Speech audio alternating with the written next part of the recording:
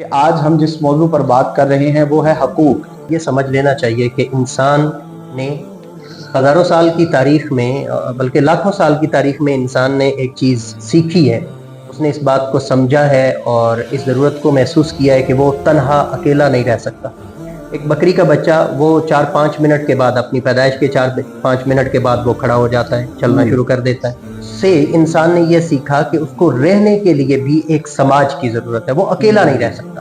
قانونی حق بھی ہے، اگر وہ اس حق کی ادائیگی نہیں کر رہا تو وہ ریاست اور قاضی سے اس کا تقاضا بھی کر سکتی ہے، قانوناً بھی مجرم ہے۔ صحیح ہے۔ یعنی آپ یہ کہہ سکتے ہیں کہ ہمارے معاشرے میں جتنے فسادات ہوتے ہیں وہ اسی بنا پہ ہیں کہ اگر ہر بندہ دوسرے کا حق ادا کرے اور دوسرا اس کا حق ادا کرے تو میرے خیال میں پھر یہ فسادات جنم نہیں لے سکتے۔ لیکن وہ فرائض کی ادائیگی پر کوئی فوکس نہیں کرتا جائے گا، ظاہر ہے دوسرے طبقے کو اس کا حق ملتا چلا جائے گا، کیونکہ ایک کا حق دوسرے کا فرض ہے۔ جب ایک بندہ اپنے فرائض ادا کر رہا ہے تو لازمی بات ہے کسی دوسرے کا حق ادا ہو رہا ہے۔